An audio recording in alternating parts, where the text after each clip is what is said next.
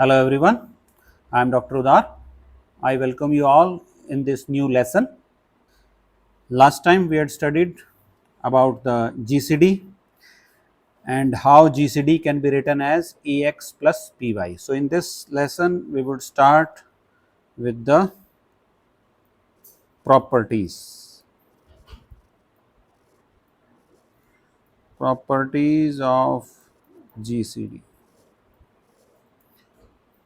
which we would frequently use in the later part of this course, not only in this unit, in whole of the course. उससे पहले जो है एक GCD की हमने तो डेफिनेशन पढ़ी कि जो है दिखा देता हूं कि less than equal to B होना चाहिए। देखिए जो बी पार्ट जो है ना, पहले वाला पार्ट, ए पार्ट तो एज इट इज है, D divides A D divides B. कई बुक्स में आपने देखा होगा कि सेकंड पार्ट जो है वो लिखा होता है सी डिवाइड्स ए सी डिवाइड्स बी देन सी डिवाइड्स डी। ये वाला डेफिनेशन होती है, वो उसी को पहले जो है मैं इंपोर्ट कर लेता हूँ, वो दिखाते हैं कैसे आती है वो।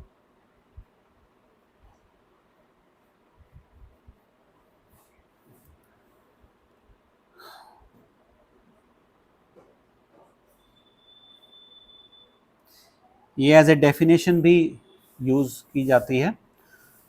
तो अब जो है ये इसमें जो इफ एंड ओनली इफ लिखा हुआ, देखिए कहाँ पे, यहाँ पे।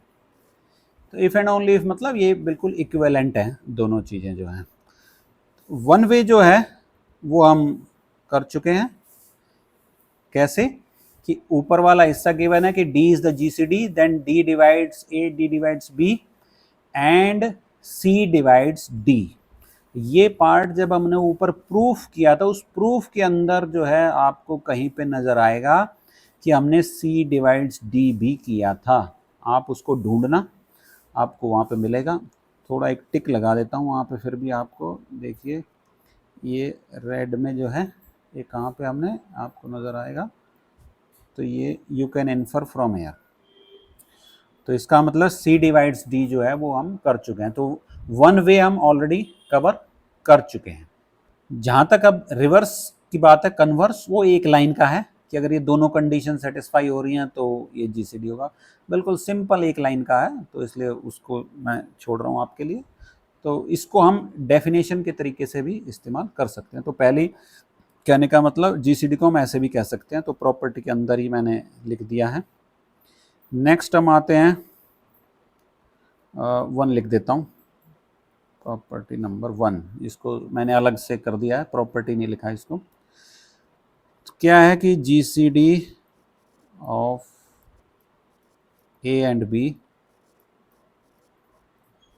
यहाँ पे A B को मैं अलग से जो है वो नहीं स्पेसिफाई कर रहा हूँ, क्योंकि वो GCD जब एग्जिस्ट कर रहा है तो वो जो GCD की डेफिनेशन की कंडीशंस हैं वो सब इसके अंदर ऑलरेडी हम लेके चल रहे हैं। तो शॉर्ट में मैंने लिख दिया GCD of A and B is equal to GCD of B and A।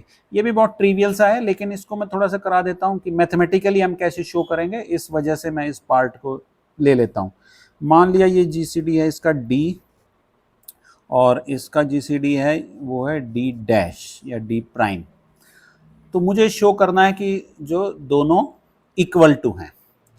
तो यहाँ ये इसका मतलब क्या है, D divides A because it is A common divisor, और GCD है। तो अब इसको मैं GCD ले लेता हूँ और इधर को कॉमन डिवाइजर ले लेता हूँ, D डैश वाले को। D dash divides B, D dash divides A। तो अब देखिए D जो है वो A और B का GCD है, और D डैश को मैं कोई भी दूसरा डिवाइजर ले रहा हूं। तो बाय द डेफिनेशन क्या हुआ, पहले वाली डेफिनेशन जो हमने ऊपर पढ़ी थी, D is less than equal to D dash, और अभी जो ऊपर जो रिजल्ट मैंने कहा कि ये डेफिनेशन की तरीके से भी इस्तेमाल करते हैं।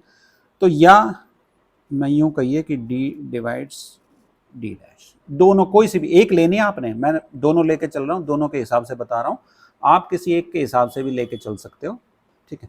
सिमिलरली इधर D डैश जो है वो GCD है, और D जो है वो कोई भी डिवाइजर है, तो हम कहेंगे कि D dash is less than equal to D, या यूं कहिए अगर डिवीजन में जाना है हमें तो D डैश डिवाइड्स D।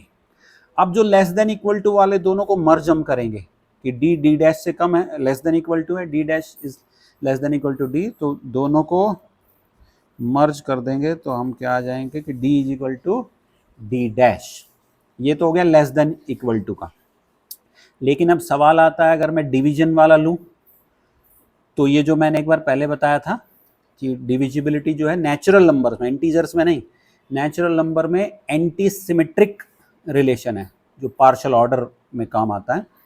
तो जब ये एंटी सिमेट्रिक है तो एंटी सिमेट्रिसिटी क्या होती है कि अगर A is related to B और B is related to A तो दोनों जो हैं वो बराबर हो जाते हैं। एंटी सिमेट्रिक क्या होता है, दोबारा लिख देता हूँ, A is related to B and B is related to A implies A is equal to B। तो यहाँ पे देखिए डिविजिबिलिटी एंटी सिमेट्रिक होता है नेचुरल में, इंटीजर्स में नहीं है, वो अभी क्वेश्चन पूछूंगा मैं आपसे। तो अगर मैं नेचुरल्स की बात करूं तो देखिए D डिवाइड्स D डैश और D डैश डिवाइड्स D, तो क्या होगा D is equal to D dash. लेकिन यहाँ पे A और B तो इंटीजर भी हो सकते हैं, और इंटीजर्स के अंदर मैं आपको पहले बता चुका हूं कि ये जो है एंटी सिमेट्रिक नहीं होती डिविजिबिलिटी। फिर भी मैं ये कह रहा हूं कि D equal to D dash, तो ये कैसे पॉसिबल है?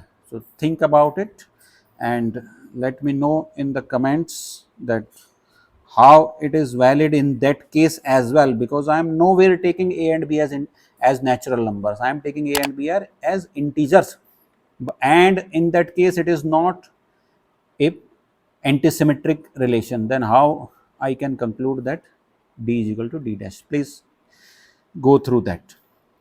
Second जो है, सेकेंड प्रॉपर्टी जो है वो मैं इंपोर्ट कर लेता हूँ यहाँ से।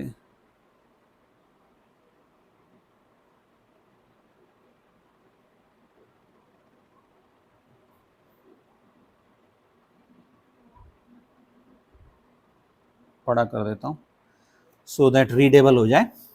तो अब ये हमारा आ गया कि A जो है QB प्लस R है, तो अगर इस फॉर्म का होगा तो GCD of AB would be equal to GCD of BR। Same तरीके से हम चलेंगे। कैसे जी? मान लिया इसका GCD है ये B और इसका GCD है D प्राइम कहिए या D डैश कहिए जो है ये। तो अब जो है D जो है GCD है AB का, तो D divides A and D divides B। अब अगर ये D जो है A को भी डिवाइड करेगा, B को भी डिवाइड करेगा, तो ऊपर हमने डिविजिबिलिटी की प्रॉपर्टी पढ़ी थी, इसलिए मैंने कहा था कि वो बहुत बार इस्तेमाल में आएगी। क्या थी जी वो? एक बार प्रॉपर्टी फिर दिखा देता हूँ, लास्ट वाली प्रॉपर्टी, G प्रॉपर्टी, कि अगर A divides B, A divides C, तो A divides BX plus CY। इसलिए इसको सॉल्व भी कराया था। Where X and Y are arbitrary integers, कोई भी हो सकते हैं। तो अब मैं यहाँ से क्या कह सकता हूँ कि D डिवाइड्स क्या होगा जी, A माइनस क्यू B को भी डिवाइड करेगा by that property, implies D divides ये किसके बराबर है? R। तो अब जो है D जो है वो किसका डिवाइजर हो गया? इम्प्लाइज D डिवाइड्स B को भी डिवाइड कर रहा है और D डिवाइड्स R को भी डिवाइड कर रहा है, दोनों को डिवाइड कर रहा है। तो it is a divisor of B as well as R। लेकिन ऊपर लिखा है D डैश इज GCD, तो यहाँ से क्या आ गया? Implies D dash is less than equal to D। तो ये वन वे हो गया। अब मुझे अदर वे राउंड शो करना है, तो अब मैं D डैश को कंसिडर कर लेता हूँ। तो D dash divides B and D dash divides R, क्योंकि उसका GCD है ये। सेम वही ऊपर वाली प्रॉपर्टी इन्वोक करता हूँ, तो D डैश वुड डिवाइड क्या होगा? BQ या QB कहिए प्लस R, इसको भी डिवाइड करेगा, इम्प्लाइज D डैश डिवाइड्स ये किसके बराबर है? A के बराबर है। तो इसका मतलब क्या मिल गया हमें कि D डैश डिवाइड्स A और D डैश डिवाइड्स B, वो तो यहाँ से है, देखिए यहाँ से। तो ये डिवाइजर है A और B का, लेकिन D जो है वो GCD है A और B का, implies D is less than equal to D dash, ये जीसीडी की डेफिनेशन से हम ले रहे हैं लेस देन इक्वल टू। तो दोनों को अगर मैं मर्ज कर दूं तो implies D is equal to D dash, और डी डैश क्या थे देखो जी ऊपर, तो दोनों इक्वल टू हो गए। तो ये हो गया दूसरी प्रॉपर्टी। तो दोनों को हमने जो है सॉल्व करके दिखा दिया है। अब एक दो जो है प्रॉपर्टी में बिना सॉल्व करे यहाँ पे सिर्फ लिख देता हूँ, लेकिन ये बहुत बार इस्तेमाल में आएगी तो इसलिए उनको बताना ज़रूरी है। तो मैं इनको सॉल्व नहीं कर रहा हूँ। Any enthusiastic reader can try these one at their own, or they can refer to the book for the proof. So without proof I am writing this. तो अगर k कोई ग्रेटर देन 0 है, मतलब positive हो गया, तो GCD of के A and के बी जो है वो k कॉमन आ जाएगा, equal to GCD of A and B. अब अगर मैं ग्रेटर देन की कंडीशन हटा दूं, नेगेटिव भी हो जाए, तो क्या होगा, इसमें मॉडुलस बाहर आ जाएगा। तो वो प्रॉपर्टी और इधर लिख देता हूं।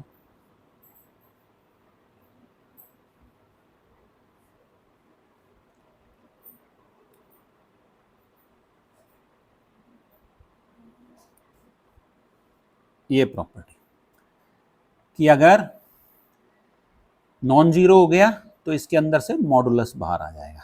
एंड लास्ट प्रॉपर्टी ये जो है जब हम को प्राइम पढ़ेंगे उसके बाद इसको हो सकता है हम प्रूफ भी देख लें। दोबारा लाते हैं।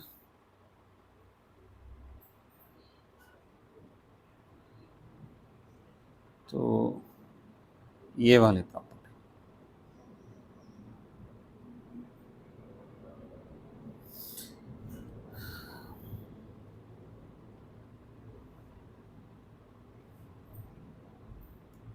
ये प्रॉपर्टी, ये 5वें नंबर की है। अगर ए और बी का जीसीडी है वो डी है, तो अगर दोनों में से डी में निकाल दो मतलब उनमें से डिवाइड कर दें, कॉमन पार्ट हट जाए, तो उनका जीसीडी जो है वो 1 होगा।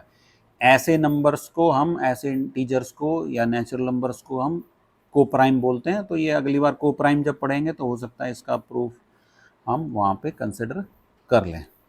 ठीक है, तो नेक्स्ट टाइम हम we will study relatively prime या coprime integers. Thank you very much.